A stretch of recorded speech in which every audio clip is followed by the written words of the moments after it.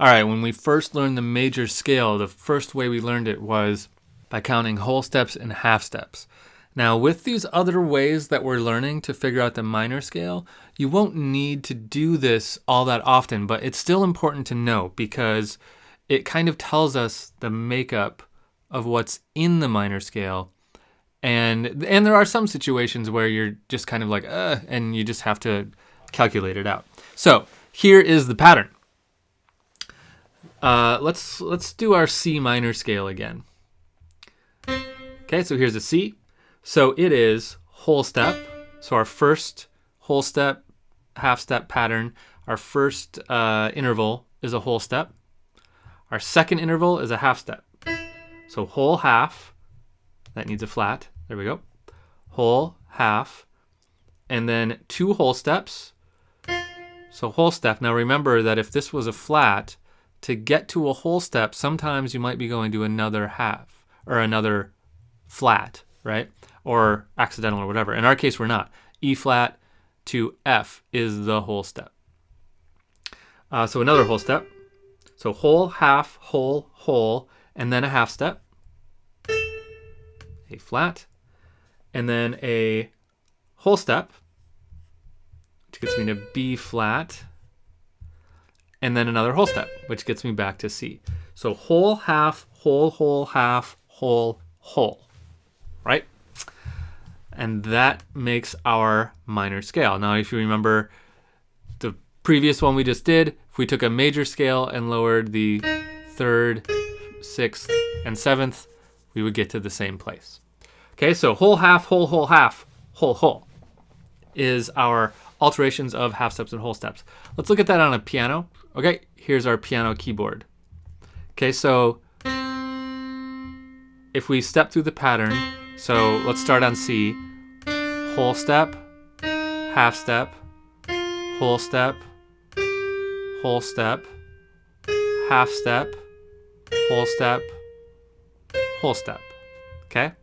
So whole step here, half step here, whole step here, whole step here, half step, whole step, whole step. Oops.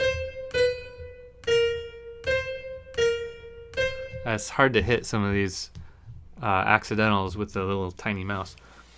Okay, so that's our pattern. Let's do another one. Oh, what's a key that we should try? Let's do G minor. Okay, and let's do it with no key signature. Let's just plop it in and see where we land. So here's a G. So if we're trying to make a G minor scale, we know the first note is going to be G, right? So let's do our whole steps and half steps. So we can go, so our first note is going to be an A because that's a whole step. And then we need to go to a B flat because that's a half step. Let's look down here. So here's G. To A is a whole step. To B flat is our half step. So there's B flat. That gets us to here. So now we need a whole step to C. And another whole step to D. And then a half step to E flat. Flat. Where were we? E flat. And then a whole step to F. And then another whole step gets us back to G. Now, this one looks a little interesting because if you're paying attention, you may notice that in previous scales, let's jump back, we have lowered our third, sixth, and seventh, right? But here it appears that our third and sixth, but not seventh, is lowered, right? Can you guess why? Can you remember why that might be happening? Think about it for just a second. I'll give you a clue. Think about the G major, what the G major scale looks like.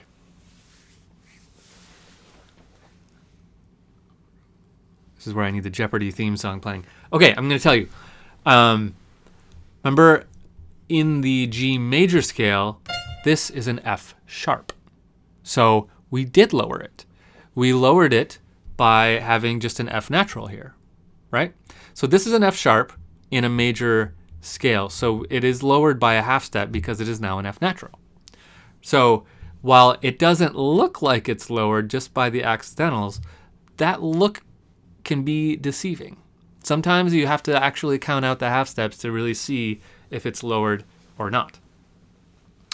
One last time, our pattern to just pick any note. So let's say you pick a C sharp and you want to build a minor scale on C sharp. All you have to do is count intervals, going whole step, half step, whole step, whole step, half step, whole step, whole step, and you've just built yourself a minor scale. Cool.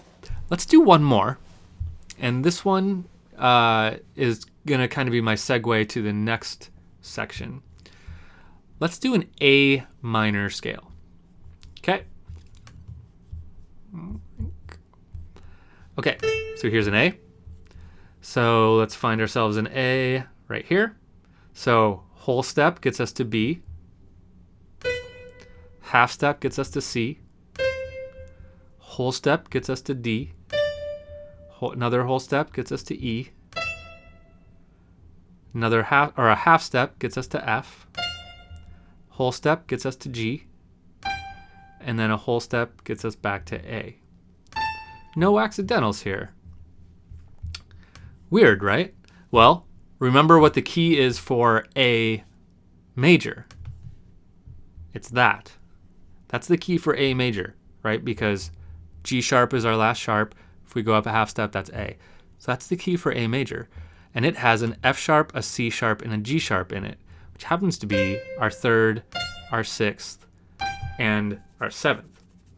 So an A minor scale is all white notes. There's no key signature in the key of A minor. Now, hold the phone a little bit here, because we know that all white notes is C major. How can all the white notes, in other words, no key signature, be both C major and A minor? Aha! The answer to that will be revealed in the next video, because that is what a relative key means. So let's go check that out.